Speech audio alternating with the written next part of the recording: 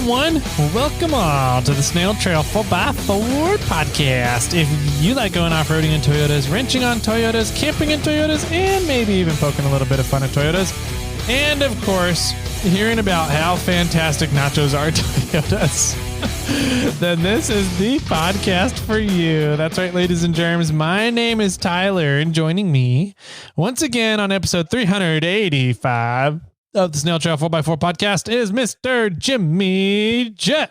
And the crowd goes wild. Dang it, wrong button. Good job. You set up your own fate.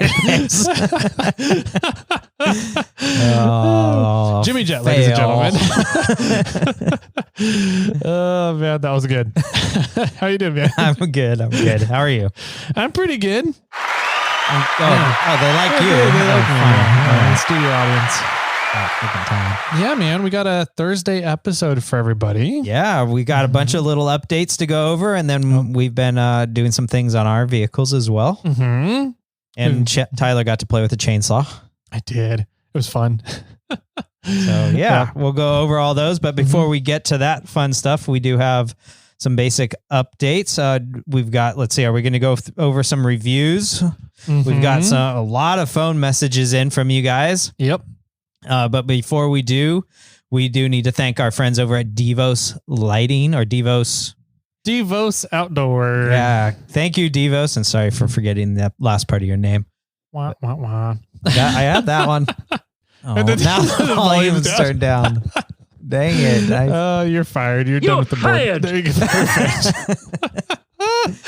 Thanks, Devos Outdoor, for supporting this month's Snail Trail 4x4 giveaway, which is the Light Ranger, which is an LED camp lantern that goes up on a pole that goes up like 9 feet high, doesn't get light in your eyes, but lights up your campground outstandingly.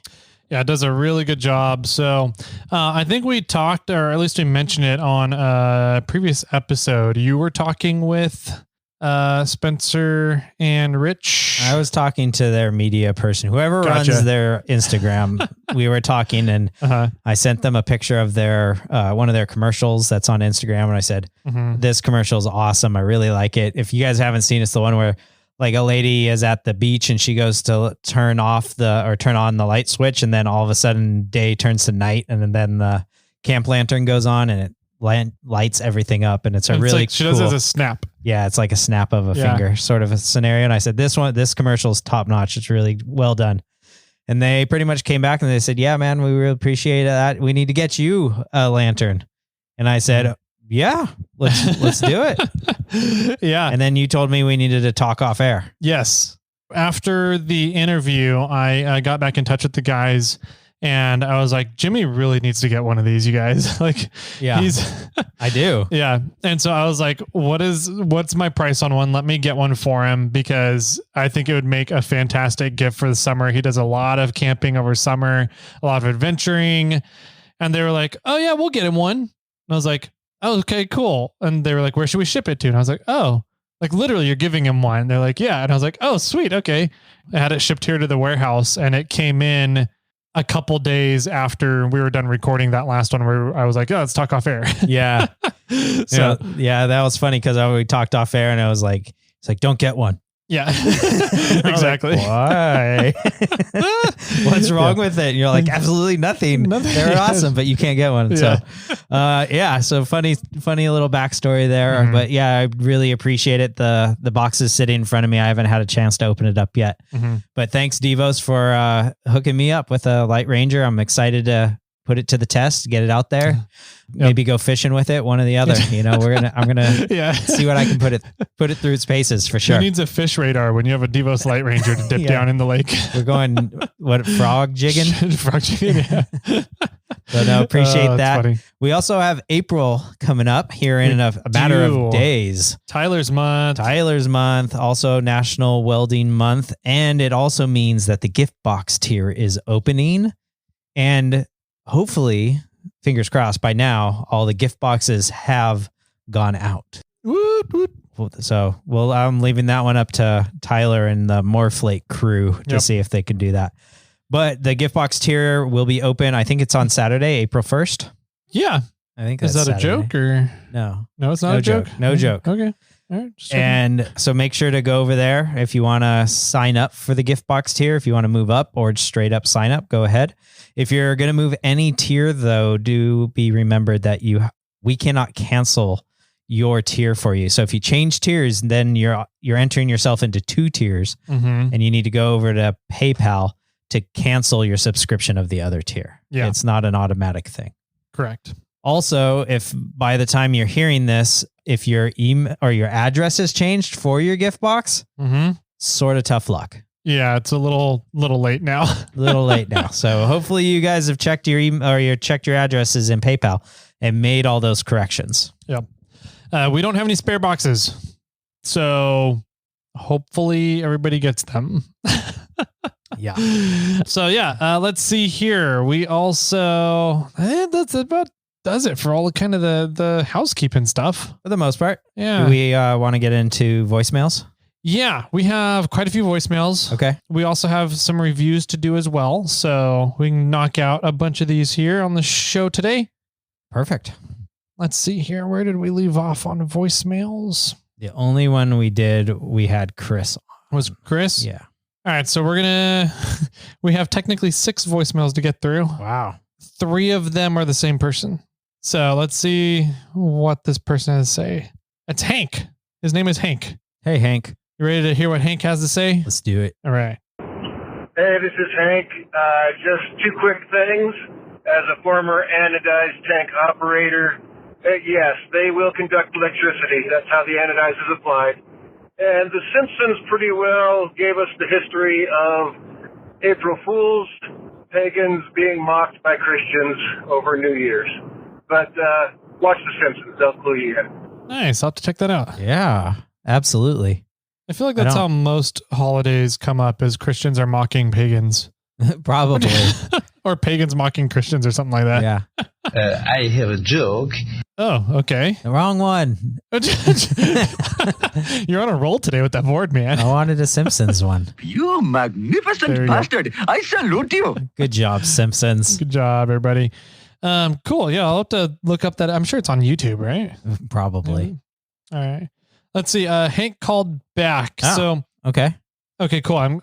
He has a clarification on the anodizing. On the Simpsons? Oh, on anodizing. Yeah, on the anodizing. Let me clarify on the anodize. The heavier the anodize, the less electricity will go through, but it is conductive. Cool.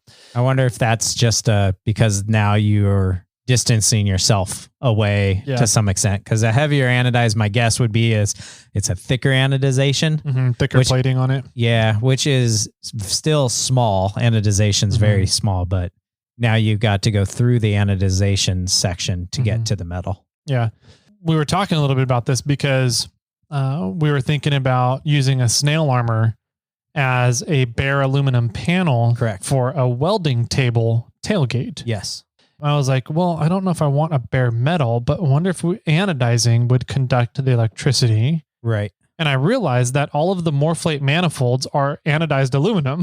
Correct. Yes, they are. So I went back and did conductivity tests with the multimeter, and it wasn't great. It was conducting a little bit, but not a lot. And I'm sure that if it was just more than a conductivity and there was actually voltage going through it, then it probably would have done just fine. Because it was registering, but there wasn't enough registering there from the resistance in order to make it ping. Got it.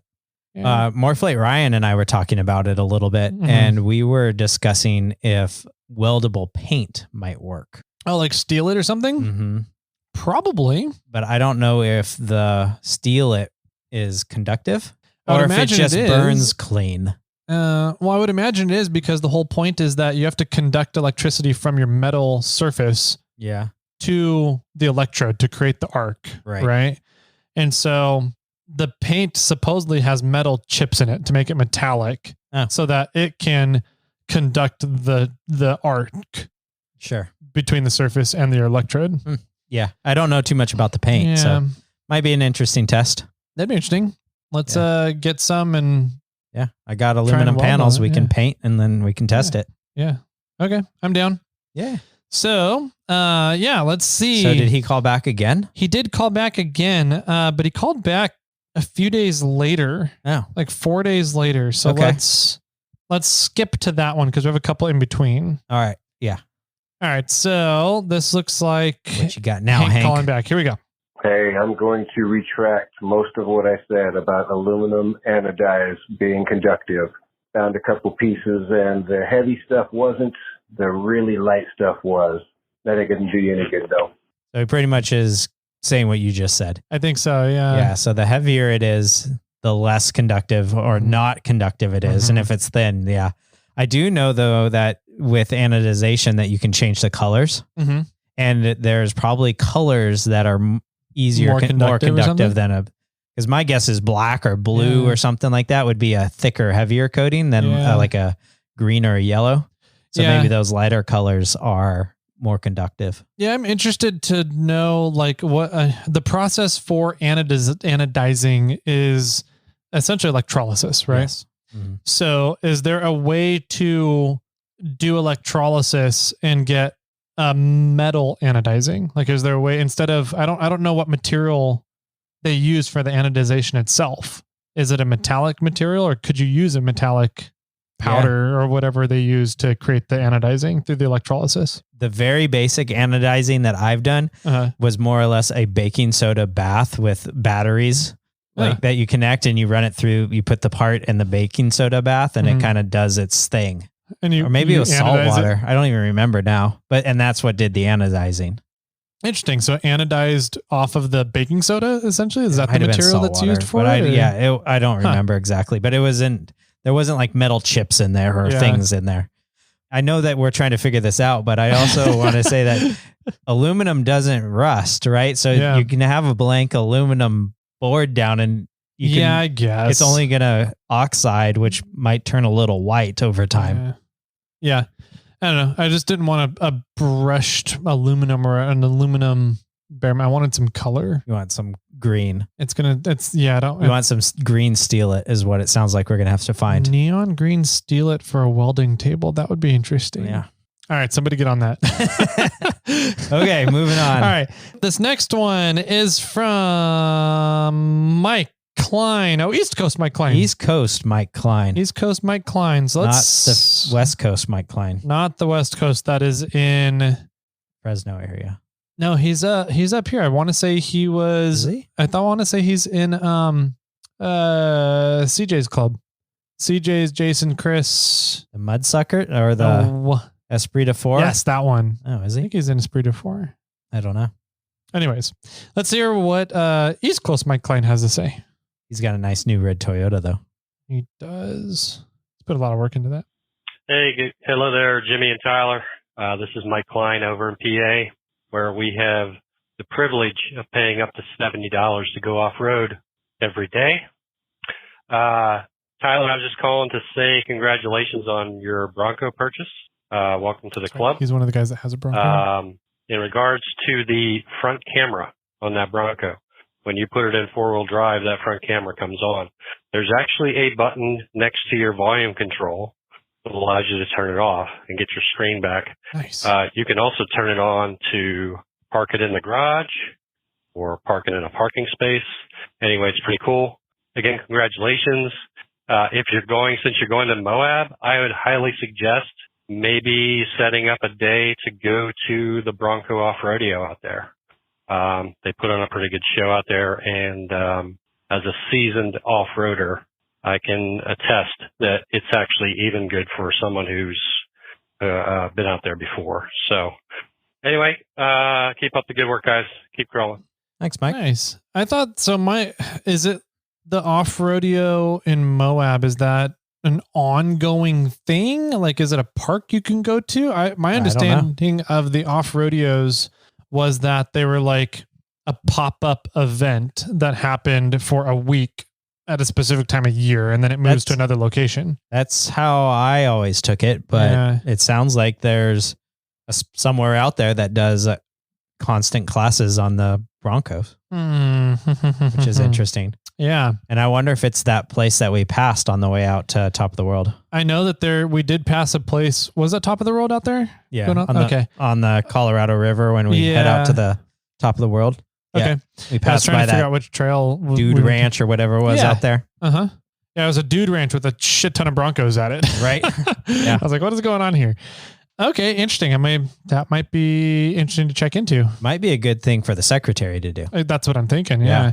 I definitely want to get her out to this Breed 4 safety clinic this year in the Bronco. Yeah. So that'll be fun. But it also now sounds like you can hit that button that changes the camera at any time. Yeah. Or maybe low speeds.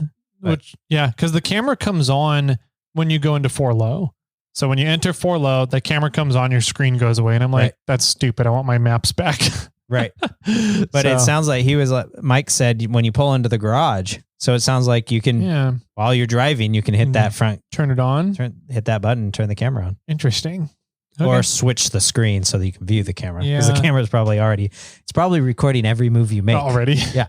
Well, that's the other thing. I want to know if, that car has 4 to 6 cameras on it. I don't know how many. It's got a lot. At least 4 though, minimum. That record. I don't know if they're recording. That's what I want to find out though, right? Are they recording? Yeah. Can I access the recordings later on, like a dash cam?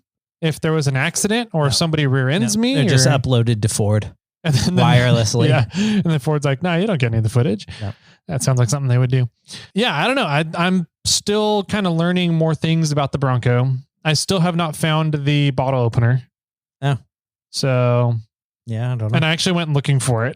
And I was like, okay, I'm tired of, trying to see if I come across it. I'm going to go find it now. Couldn't find it. I think Jason's pulling your leg. I think he is too. He tends to do that. But I'm like, at the same time, I can make things on the vehicle into a bottle opener. Yeah. Everything is a bottle opener. I know. All you need is a semi-sharp ledge of some kind. Anyways, one thing I did find out, and I guess since we're talking about it right now, I'll get into it. Ford did a really bad job at designing the hitch for the Bronco. Yeah, I saw the placement your pictures. Of it. So apparently, because the spare tire on the back window, I'm guessing they placed it low so that you can see out in the rearview mirror. But they placed that spare tire so low that if you put a hitch into the hitch receiver, you can't put anything on the ball of the hitch. There's not enough space between the ball and the spare tire. Really? Yeah. Wow. And so I was like, well, that's fucking stupid. Who designed this? Yeah. Whose decision was this to put this in here? Okay. So that's why I saw the photos on Instagram of you extending a hitch. Yeah.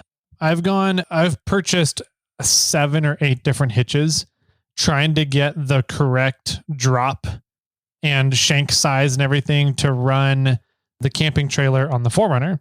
Okay. And then run the camping trailer on the F-150. Okay. And then have the big trailer on the F-150. Sure. And all this. So I'm like, all these permutations of different hitches I've gone through. So I had 3 spare hitches at home. And I was like, I got a couple hours to spare. So I did a severe bevel to the ends. I cut one of the hitches just pretty much directly in half. And then did these extreme bevels and then welded it all together. And I probably used maybe half a spool of wire. How did you cut the bevels? A bandsaw. Oh, okay. I was going to say that was a shit ton of grinding. Yeah. Portaband. Nice. Okay. That makes a lot more sense and sounds easier. Yeah. Portabands are cool. They make life so easy when you're trying to cut metal. So yeah, I did those extreme bevels and then welded it all together and just kind of did a line, rotated the thing, line, rotated, line, rotated, line. And just did that all the way around. I started off with root and then 2 passes on top of the root and then 3 on that and then 5 and then 7 and then 9. Jeez. I bet that thing was glowing red.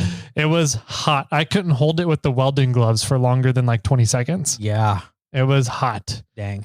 I did all that. And then after I got it all to be 1 2-inch square chunk of mild steel, and it cooled off. I let it cool off overnight in a blanket, so that it cooled off slowly rather than rapidly and had rapid expansion from the metal or contraction from the metal. Thank you. And so let it cool off, ground down the sides and then put plate gussets on the sides of it. Okay. to add extra gusset and for tongue weight as well as tension, so pulling. So I mean, for just hauling and towing the camping trailer behind the Bronco, it's not going anywhere. Right. And it sticks out just past the spare tire now, so I can put the hitch on. Nice. So did you measure it or did you just get lucky? I measured it. Okay. Yeah, I went to 17 and a half inches from where it was originally added on, I think. So I don't remember where I measured it from, but it was 17 and a half that I measured and it worked out. So anyways. It sounds like you got lucky. Probably. Story of my life. Okay. We got some more voicemails. We got 2 more. Now that we talked about your Bronco saga. Yeah. These are international. What? Yeah. Aussies? Both of them. I don't think that's an Aussie Estonia? number. Germany. Constantine finally called us. That'd be funny. Can get into some math questions with him. No, it's the first one doesn't have a name. Let's see if he left. Oh, okay. I'll leave it here then. Okay. Here's what he has to say. I think we might figure it out fairly quickly. Christ on a bike, fellas. You two talking about Jimmy's pitman song or his steering box. You've completely boggled my head. I don't know what to think of it, guys. Catch you later. Any guesses where he's from? It sounded British. Christ. It's Charlie from England, by the way. Ah. Bye-bye. Got it. So, Charlie from England calling in. Yep. Is that our first English caller? I think that is our first British caller. Yeah. Cool. Thanks, Charlie. That was really confusing, by the way. It was very confusing. I agree. I need to draw it out and then maneuver it in CAD to figure out how each of the dimensions changes, because there's 3 different dimensions that are all changing at the same time. I had a handful of people tell me that you were wrong. Okay. It doesn't matter because the rotation's a rotation. Yeah. Doesn't matter where it is, it's rotating. It rotates the same amount, whether it's forward, back, up, down, upside down, it's all rotating that amount. Okay. If you say so. I still don't think that's correct. And I mean, rotation is going to impact your steering degrees, but the point at where your drag link connects to the pitman arm, if that's in a different spot from 2 different scenarios, then you need a different length drag link in order to have the same amount of steering. That's true. That's the point I'm trying to get. Okay. Yes. And that's why you can lengthen. That's why most of them come with those sleeves, and you can twist them and turn them and lengthen it. Yeah. So you're right. Okay. That's correct. Okay. Yeah. That's what I was trying to say. Okay. So thanks, Charlie, for calling in and clarifying everything for us. Yay, we got to the bottom of it finally. All right. So, reviews. Shall we do some reviews? Okay. A few, because we're running a little long on everything so far. Okay. We can skip reviews then, but I am going to say what number we're at. Oh, good. What number are we at? 492. 7. Yeah. 3 more reviews. 3 more reviews. That's all the space that we have for people to get in for the winch giveaway. Dang. So it sounds like those 3 reviews might be up before this recording comes out. So. It might. Yeah. Yeah. So it sounds like next Thursday, we need to figure out our giveaways. Mm-hmm. We might be shipping out a winch with all the gift boxes. Yeah. Oh man, that's cool. So 497, everybody. 497. And then we'll skip the reviews for today since we got some fun updates for everybody. Let's see. What were you up to this weekend? This weekend, what did I do? Saturday morning, I went to the Snail Trail shop. Okay. And Hustle Nuts came over and we started tinkering with Bobcat's rear end. Nice. Yeah. Uh-huh. We had our hands all up in his rear end and again. He likes that. He does.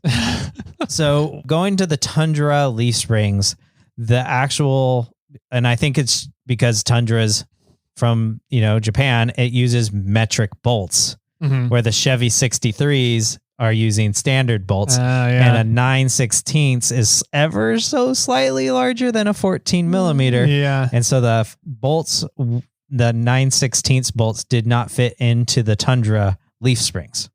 Gotcha. So did you lay them down a little bit?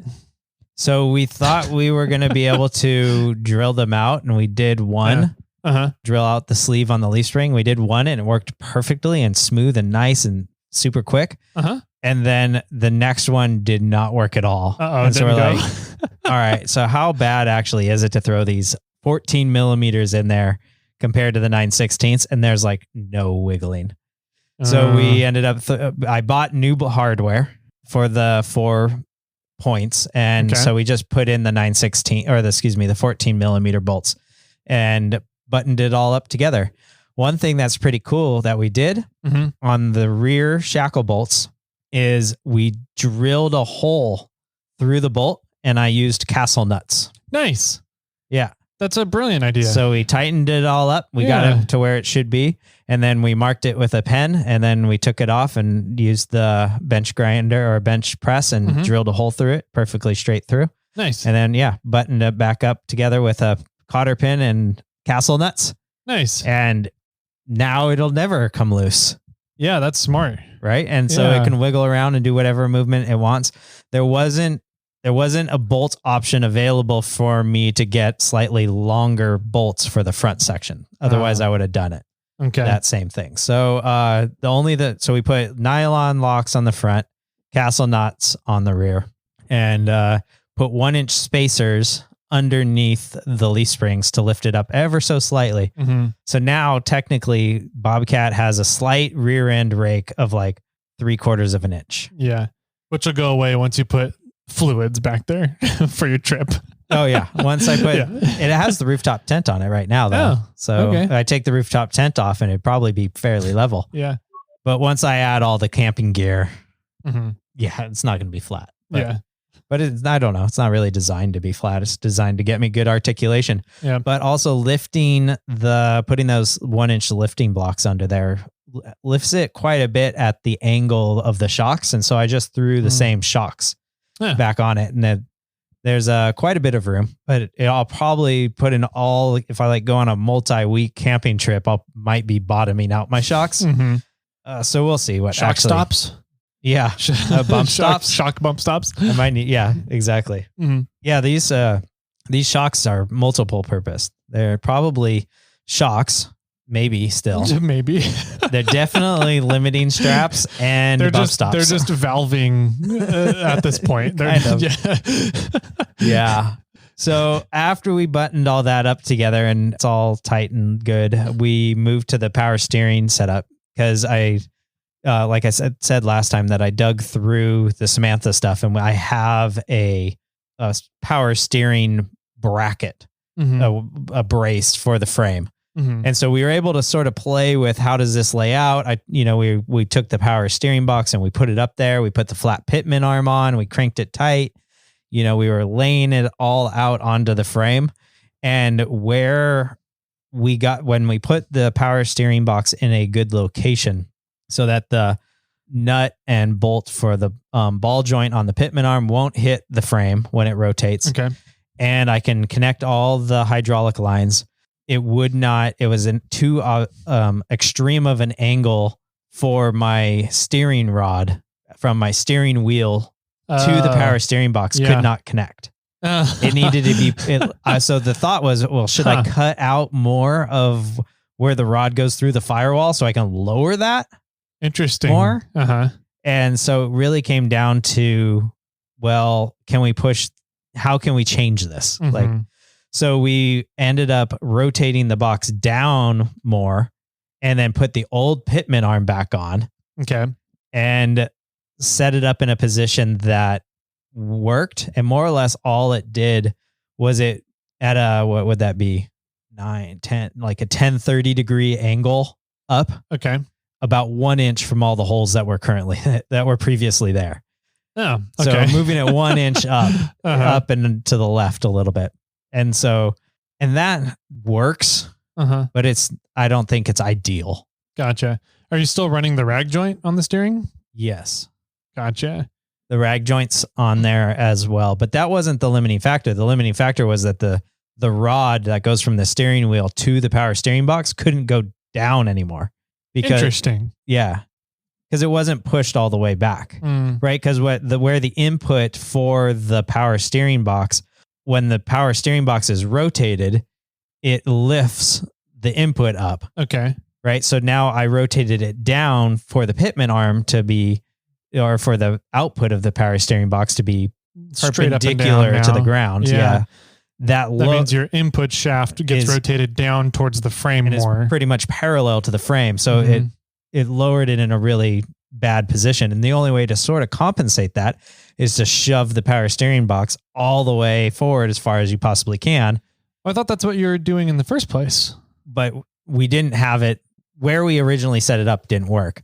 And if I put it as far forward as I possibly can, I can't access my hydraulic assist line. It's in a bad spot. Okay. I thought you were moving that though. I thought you were drilling a new hole. So that's what we're probably going to do. Okay. Is I think I have one of your old power steering boxes. I think you do too. And I'm going to rip that whole thing apart and I'm going to order a rebuild kit. Nice. And I'm going to drill new holes into it and retap the box into a better position. Yep. And I went and bought a 3/4 less drop pitman arm. Okay. So 3/4 less of an inch than stock. Okay. My guess is it's somewhere between halfway from flat to stock. Okay. Then it gives me all the options in the way. And so I'm going to put that up into, once I get that in, supposedly I can get that in, or supposedly it's going to come in by the end of this week. Nice. We'll see. And I'm going to rip apart in real life. I'm planning on taking apart the power steering box tomorrow, but that was yesterday for everybody in podcast land. And then Hussman and I are going to attack this, I think, again on Saturday. And we're going to see how things lay out and how it all sits on there, and maybe do the rebuild, and if the rebuild kit comes in on time. So we'll hopefully by the end of this weekend, I might have a power steering box mounted. Nice. That's a lot of hopes though. There's a lot of hopes in there. Because you still have to rebuild it too, right? Yeah, I need to rebuild it, tap it, and mount it. Yeah. That sounds like a Bobcat game. Yeah, I'm hoping I can. Yeah, exactly. I'm hoping I can rebuild it, or at least have it tapped before Saturday. Gotcha. We'll see. Also, something I forgot to say is when we were working on the rear end, I pulled out the electronic parking brakes. Oh, and put them onto Bobcat.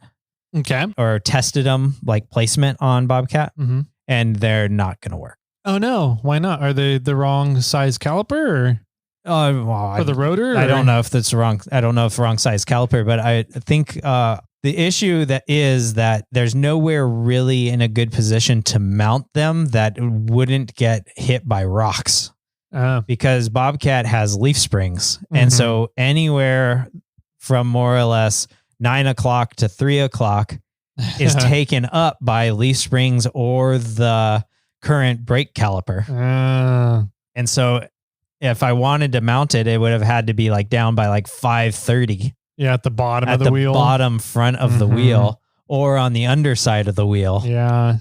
And I don't think it's a bad spot for that motor to be. Gonna be that's going to be a good position.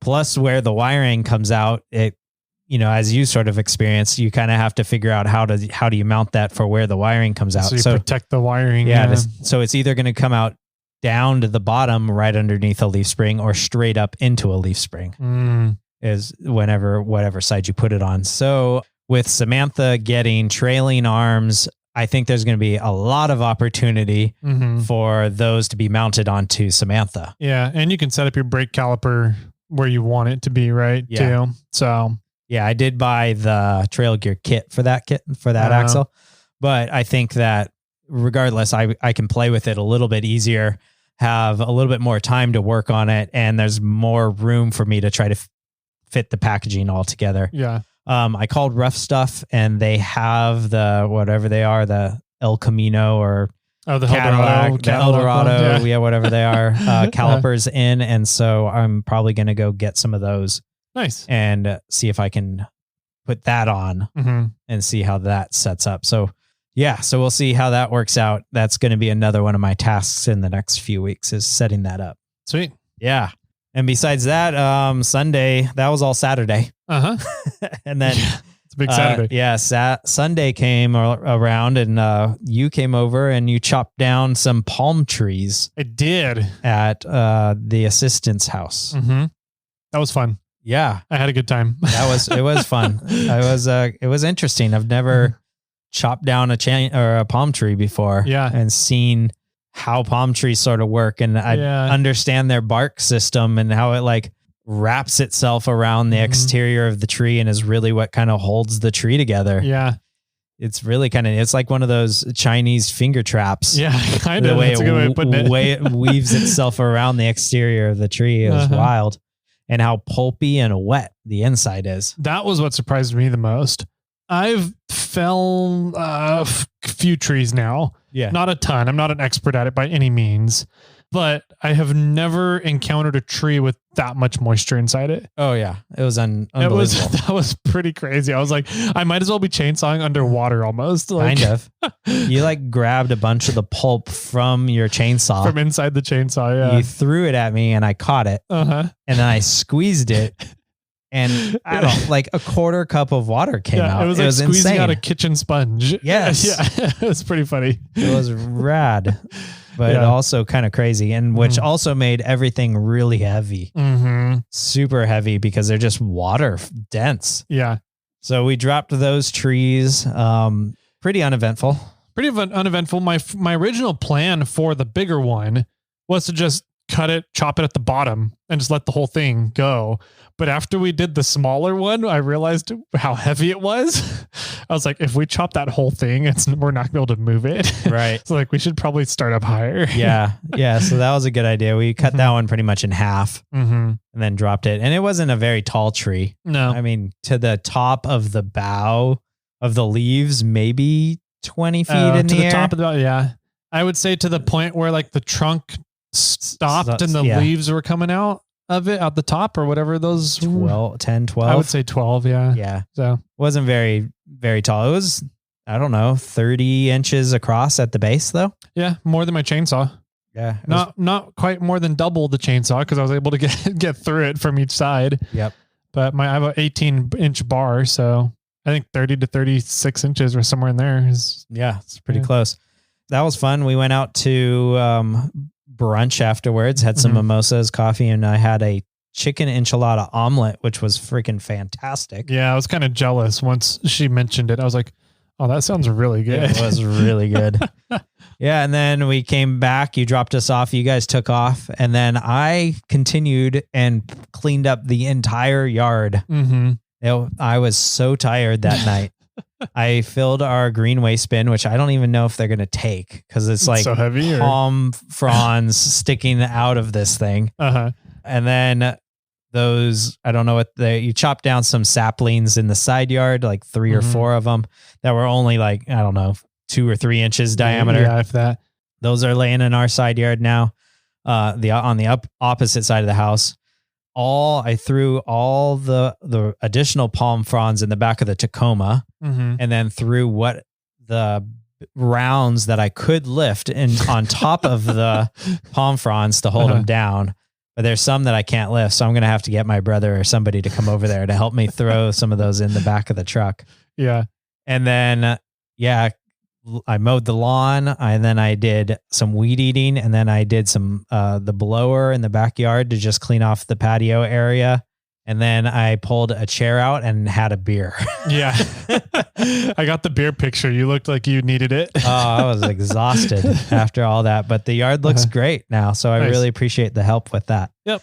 Yeah. The next day I drove my parents to the airport and I drove the Tacoma to their house with all the palm stuff in the back. They're like, what is all that? And I'm like, oh, we chopped down a palm tree in the back of the yard. Yeah.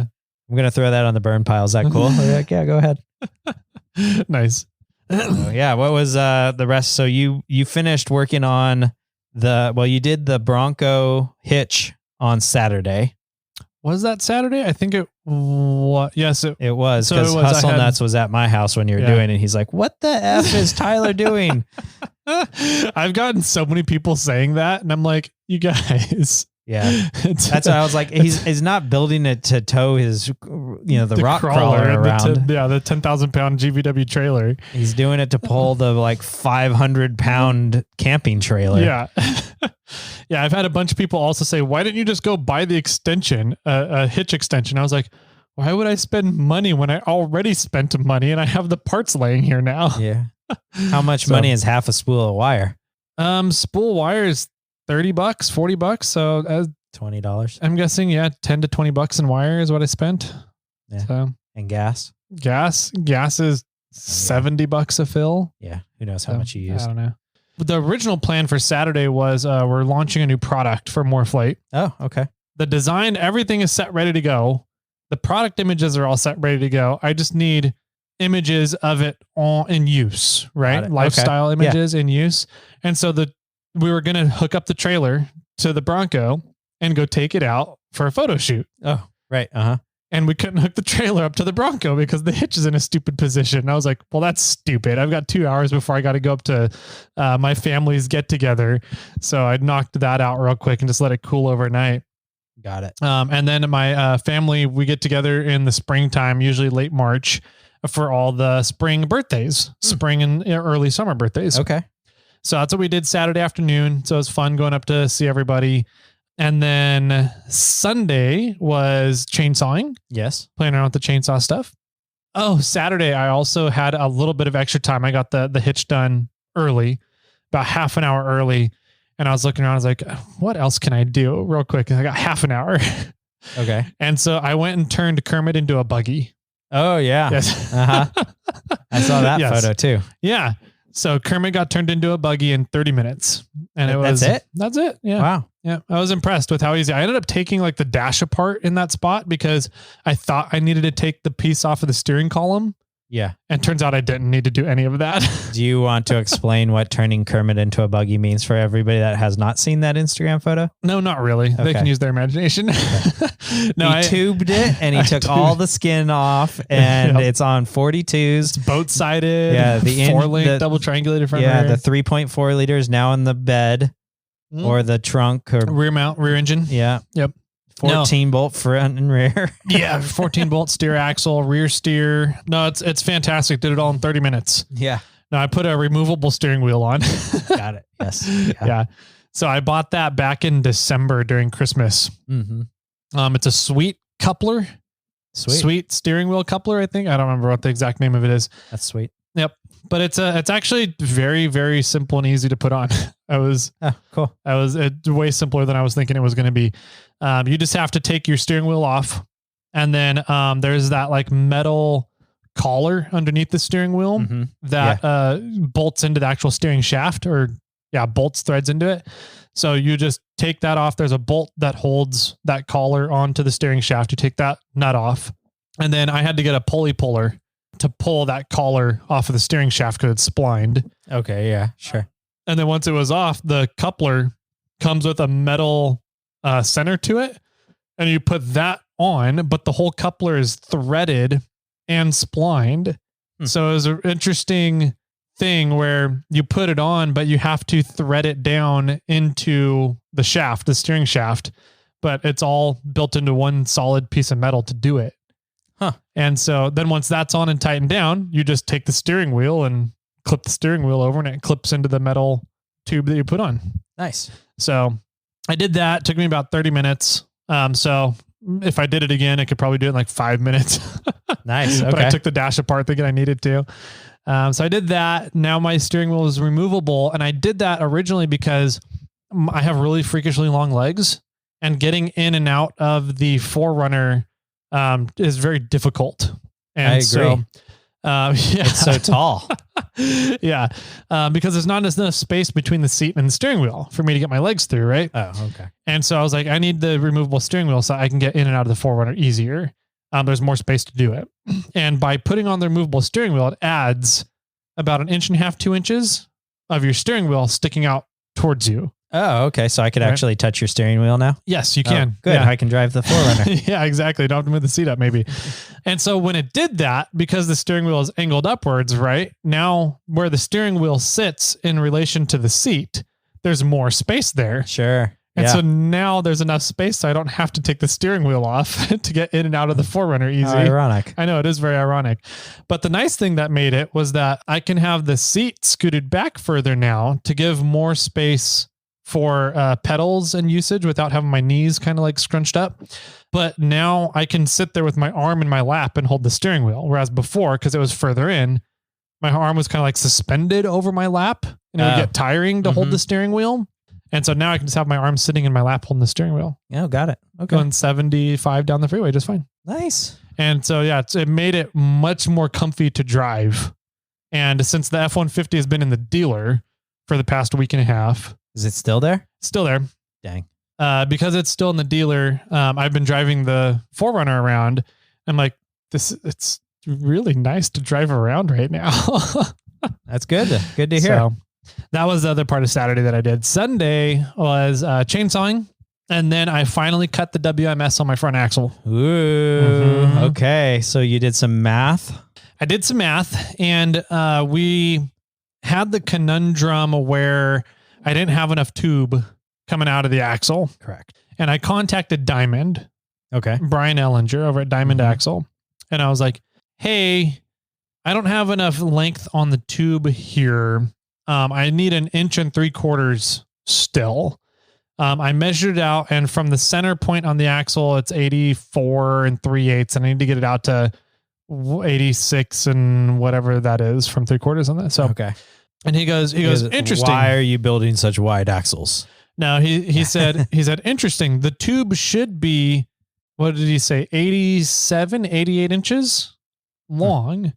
And I was like, yeah, no, it is. That's the center point of my axle is partway down the long side of the tube. So I need more. I need another 1 3/4 inches. And I offered him, I was like, do you have a customer waiting on a 10.5 inch housing?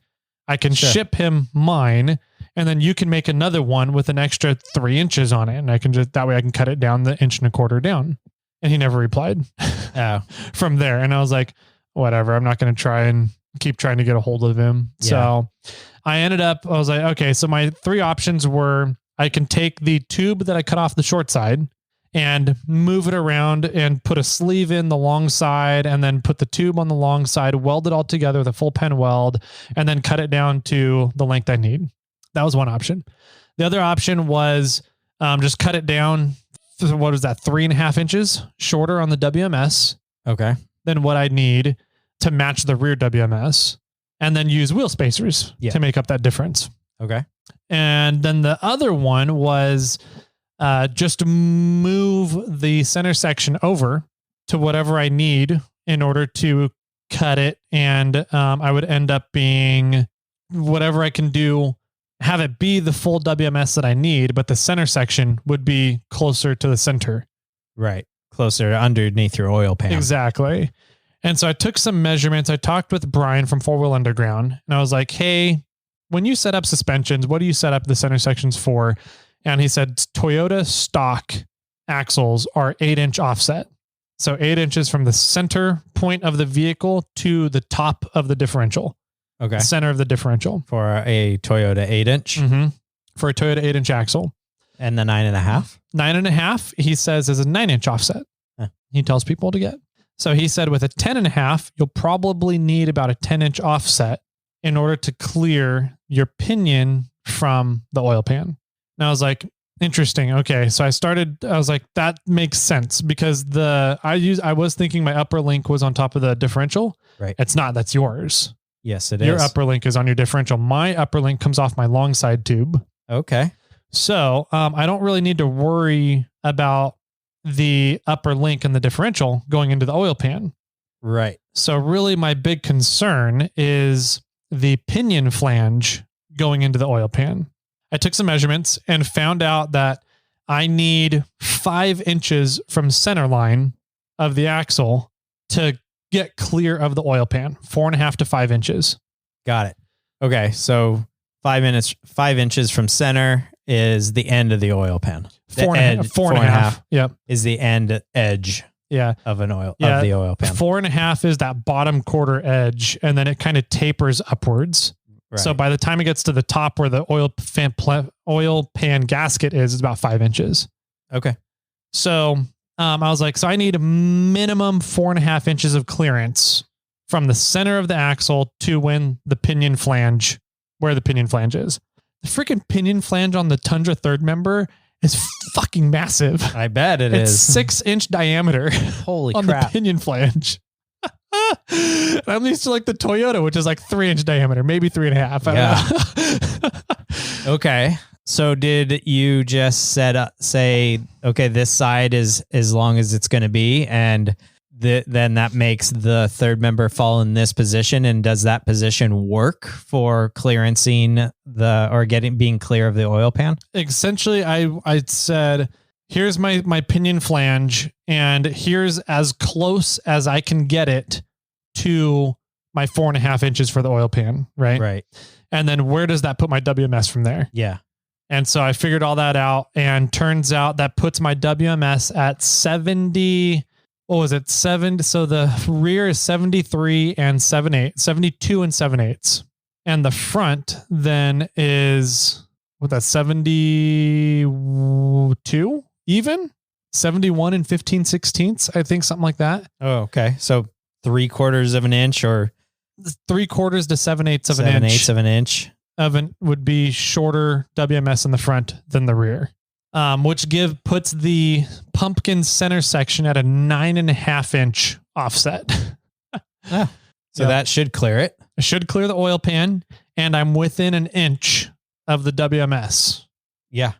So I'm like, the downside to running WMS shorter in the front than your rear, so your front axle is narrower than your rear axle, is that on turns, when you're turning in 2-wheel drive with a rear wheel drive vehicle, if your front tires are inside the track width of your rear tires, then the car wants to push through the turn rather than make the turn. Got it. Yes. And so the narrower your axle is, the more you get that effect. Right. Okay.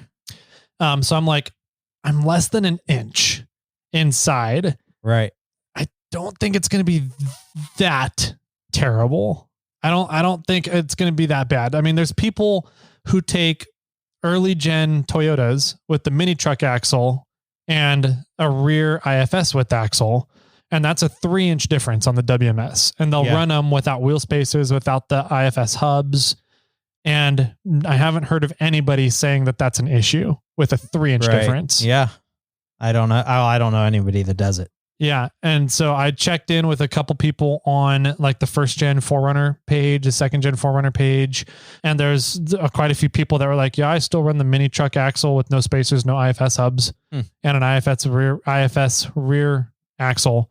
And I haven't noticed issues turning. Okay. And I'm like, okay, if they haven't noticed issues turning at 3 inches, I should be fine at less than an inch. Yeah.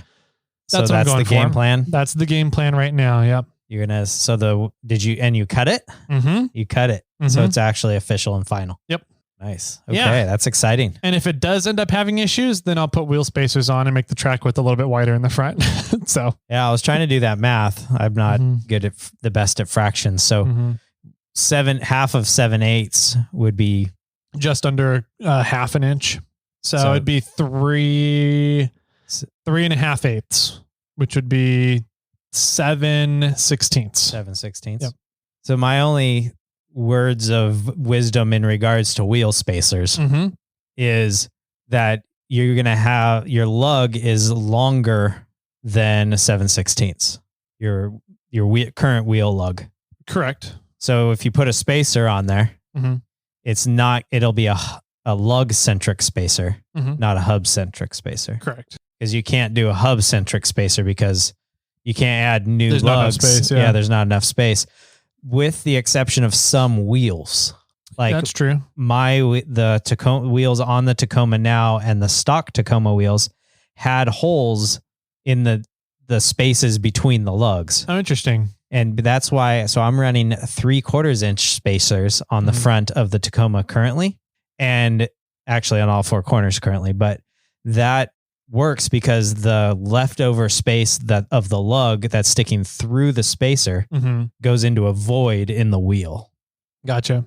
Depending on your wheels, if they have those spacers, you might be able to still do a hub centric one. Yeah, might be able to. We'll see. And Bora up in like Reno area will make custom spacers. Oh, sweet. Yeah. Cool. Yeah, I'll tackle that problem if and when I get there. So yeah. We'll see where that goes, but the WMS is cut. Yeah. The short side is cut. Lifting that fucking third member into the axle. I had to do it 2-3 different times, 4 different times in order to get all the measurements and make sure that I was going to get the correct measurement on the pinion flange clearance and everything. Dude, that took a lot out of me. I bet. How heavy do you think that thing is? It's got to be over 100 pounds. Yeah. It has to be. Like, I can't. I would rather pick up my 40s and race lines than pick up that third member anymore. I bet your 40s and race lines are over 100 pounds too. Yep. That's crazy. Yeah. Yeah. Well, I know. I mean, picking up some palm tree rounds this weekend was not easy. Right.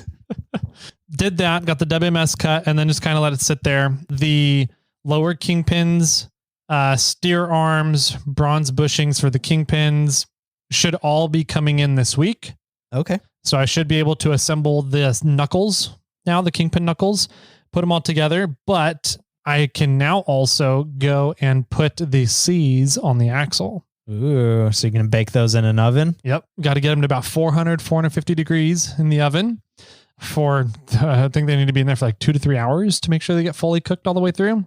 And I'm going to try and get some dry ice and put the dry ice in the tube. So it'll hopefully shrink the tube up a little bit and the C's will get expanded a little bit. And that'll let me get it on over the tube and get the caster set correctly. How many pairs of leather gloves do you have to wear to hold 450 pounds? Last time I did it with a Corey's axle. Was it Corey's axle? Yeah.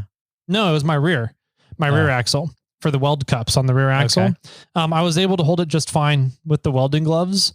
But after, carrying them from the kitchen out to the garage and trying to get them lined up, I could start feeling heat coming through. Okay. But the hitch that I did was way hotter, I think. Yeah, I'm sure. Yeah.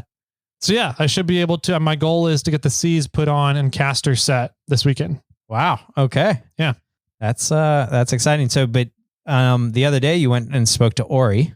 I did go up and talk to Ori, and the guy that's going to be, I guess Ori's now working with the guy's name's Alex. Okay. And they're working out of Alex's shop. He has a really nice shop set up on his property. Oh, cool. And so they're kind of tag teaming like full builds now for people out of that shop. And they're doing everything. They have an old, it must be a 1930s, 1940s truck in there right now that the owner is trying to do almost like a resto mod too. Oh, cool. And so they're working on that right now. And then they've got 1, 2, 3, 4 different crawlers around that are like tube caged out, like older style LS swapped things. Cool.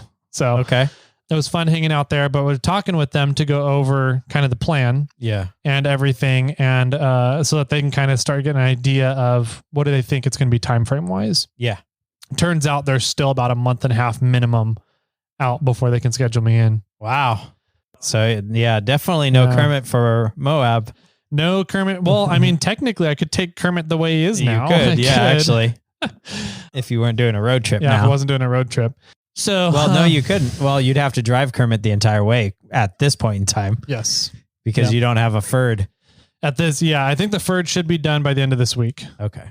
It took a while because the dealer was asking me if they could buy or give me credit for the F-150 towards a new vehicle. Sure. And they're like, this is a high demand vehicle. We're going to give you a screaming deal. What was it? Would you mind sharing what a screaming deal? Because a lot of times when the people are buying vehicles, they're like, "Oh, we're going to give you a great deal on your return or your turn in, and your car is highly valued and it's in immaculate shape. Yep. Here's $800 off of your car." How is that? Pretty much what you experienced? $5,000. $5,000. Yep. Yeah. You're like, you know what? I can sell this truck for more than that. Yeah, I was like, there's equivalent trucks right now to my F-150 on Facebook Marketplace in the used market for $25,000 to $30,000. Yeah. I was like, there's no way I'm giving you $5,000. He goes, well, $5,000 is all your truck is worth. I was like, all right, you have a good day. Yep. All right. Well, just fix it then and I'll take it back. Yep, exactly. So I'm going to keep the truck for quite a while now. I'm completely resealing the engine. So what do you mean by that?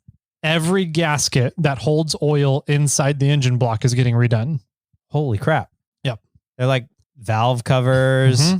So oil gaskets, valve cover, the spark plug tubes, oil pan, timing belt gasket area, which is everything around the timing belt now. Yeah.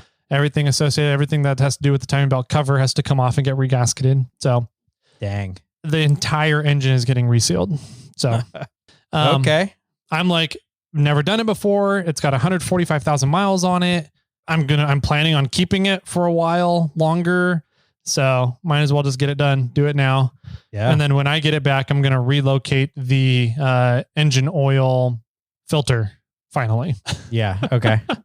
So yeah, I need to change the oil on Clifford, which is easier said than done. And I only state that because the oil for Clifford isn't easily found.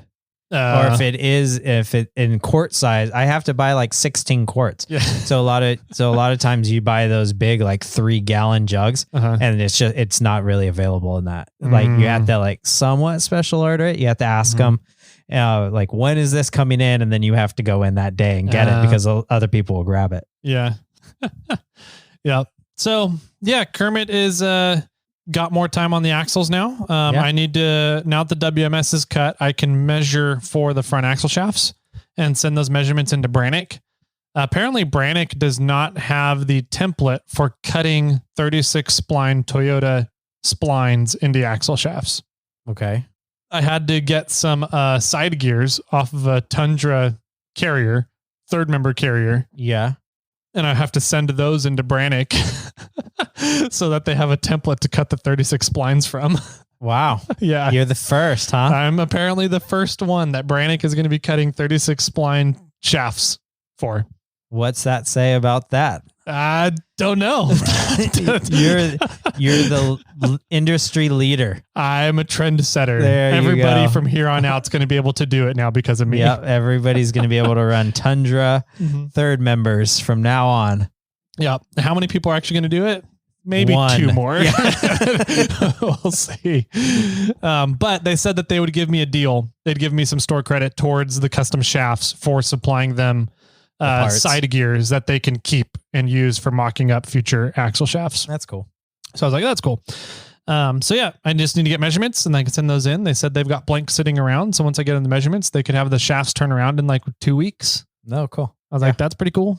And then should be able to put it all together from there. Yeah.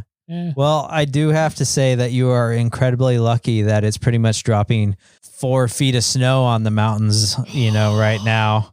I'm going to be able to get more snow wheeling in now. That and the off-road rock crawling scene is really just going to be delayed a lot longer. Yep. Because we're getting another storm kind of coming in later. Another storm coming in now and another storm over the weekend. Yeah. So I did have a listener write us and ask if that they're planning on doing the Rubicon in July. Did they think they're going to be able to? And I said, you could probably wheel in. Yeah, I don't think you're going to be able to do the whole trail. I don't think you're getting up Cadillac and out to Homa in July. No, you might.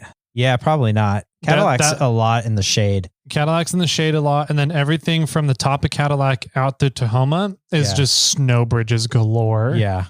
I mean, it might be possible, but that stretch that normally takes a few hours is going to take you all day. Yeah. If not multiple days. Yeah. I would imagine getting into Buck and back out through Loon. Yeah. That'll be doable in July. Probably. I think so. I don't think you're getting through the whole trail in July though. Yeah. Probably not. Yeah. I still think you're going to do some snow wheeling and going into Buck and back out in Loon. Yeah. So absolutely. Yeah. You got anything else? I got one little update. Nope. I got nothing else. That's all my updates. Nice. My only little update is for those people that were planning on going out to the Wild West shootout, it was postponed. The NorCal race. Isn't that? No, sorry. The NorCal race, not Wild West shootout. I was gonna say, NorCal rock racing out of Prairie City. Okay. Why was that postponed? Weather. So was that supposed to be this weekend? Was supposed to be this weekend. Okay. A few weeks ago, they said they postponed it, and now it is the weekend after Easter. Okay. So you're going to be gone, and I'm going to be packing. Gotcha. Because I think I leave on Monday or maybe Tuesday for our Moab trip. So we'll see if I'm going to be able to make it up to that at all. I'm going to try to, but just for those people that were planning on going and did not hear the updates or see it on Facebook or Instagram or any of those, it's been postponed. So make sure to check that out.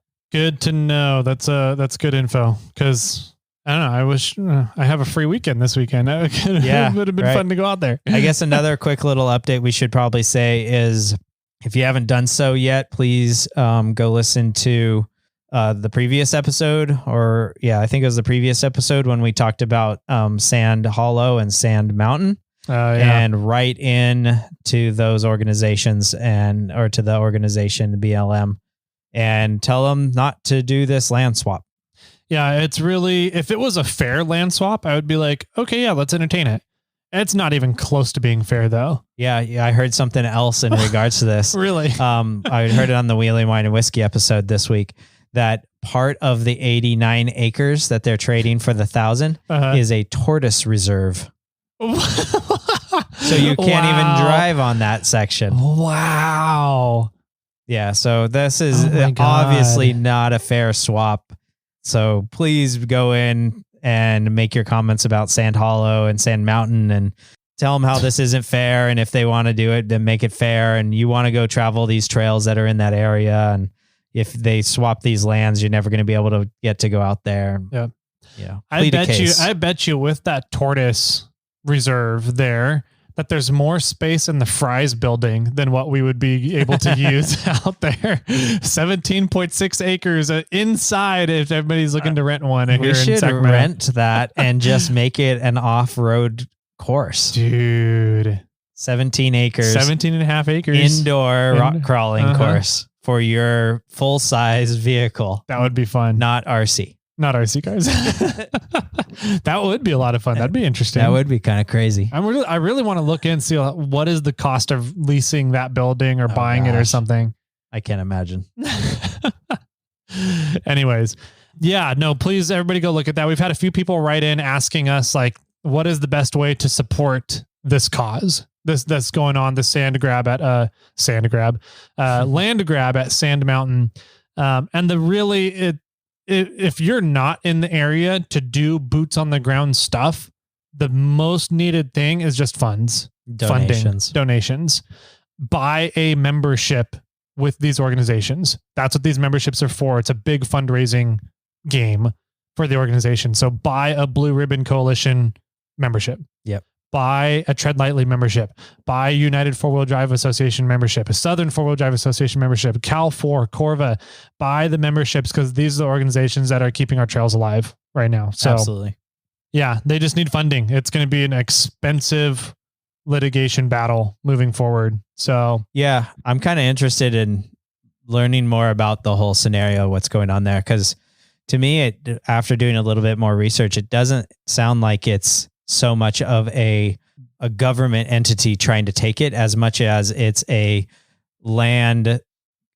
person that wants to develop land, right? The reservoir wants to be built, but I think that the driving force of that is people want to develop the land for a housing track. I think so too. I think that's, so I'm kind of curious how this is happening, because this is a different game for us. Usually our battles out here are, hey, such and such government entity is trying to shut down our off-road area. And out there, it seems like somebody wants to develop this and they need to build a reservoir. They're trying to figure that out. I don't think that it's any different. I mean, if you look at Prairie City, for an example, right? Yeah. So Prairie City got denied expansions, 15, 20 years ago, because of the shrimp out in the vernal pools, right? Okay. And now that it's taken so long and studies have been done that, there's a bunch of areas out there near Prairie City that there's no shrimp. There's no shrimp endangerment for these vernal pools and everything. The housing development has exploded out there now. Sure. Yeah. Pismo. You look at Pismo. The first thing that got brought up when they're talking about, oh my God, we're going to lose another half of the acreage at Pismo and it's going to be shut down by summer 2024 or whatever it was. There's no more Pismo for SVRA. First thing that comes out is as development companies, organizations looking, saying, oh, how are we going to develop this land now? Right. I think that the driving force behind all these grabs are more developers and development land driving forces, but they're finding other things to use as the leverage points. Yeah. I understand that. I didn't hear in my research, the limited research I've done, I haven't not heard of the Sand Hollow, Sand Mountain area being an environmental issue. I get like dust mitigation or something. Yeah. Not it's a government and its entity is not trying to do this land swap. That's true. It's for the most part, it's a corporation saying, hey, we want to get some of this land and we're willing to offer you a tortoise reserve. A tortoise reserve in exchange. Oh, that's bullshit. So I think it's gonna be a little different. And so I'm kind of curious how it's gonna work. That's all I was saying. Interesting. Yeah. I'm curious to see how it plays out too. We could probably get Ben back on the show. Yeah. I guess he was on Wheeling Wine and Whiskey and we replayed their episode because they did a really good job with it, but we can probably get Ben on to talk about all that. I'm down. So, all right, we'll reach out to Ben. Ben, if you're listening, we're calling you. Yeah. I think that does it for today. I think so. Cool. If anybody wants to get a hold of us, you got feedback for us, you guys know how to do that. There's only 3 reviews remaining before you no longer can get one in for the winch giveaway. So make sure you guys get over there and do that. We're at 497. Once 500 is hit, then it's shut down. I mean, it's not shut down. You can still leave reviews, but you're not in for the winch review, the giveaway anymore. Do you still have that website pulled up? I do. Oh, okay. Uh-huh. Did it go up one or we have 498? It did not. Okay. 497. In the last hour, it's still the same. Dang still it. the same. All right. Yep. 3 more to get in for the winch. Yep. So cool stuff. A lot of neat things going on. We'll keep you guys updated. There's a new update on the front of the episode now about the 4-wheel underground suspensions.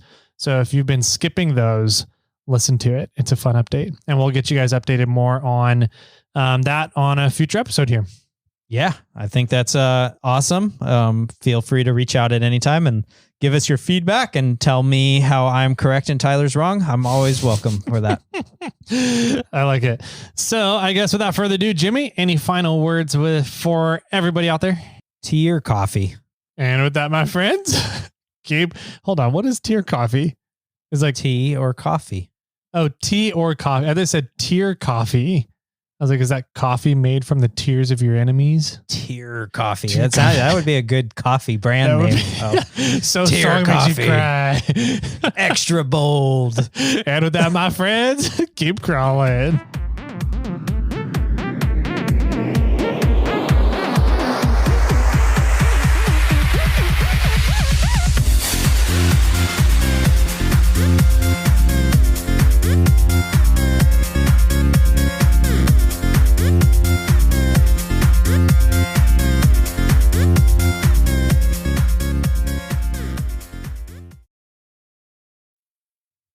I got one for you. Okay, I'm ready. What happened when the world's tongue twister champion got arrested? Don't know. Yeah, they gave him a really tough sentence. Okay, that one's decent.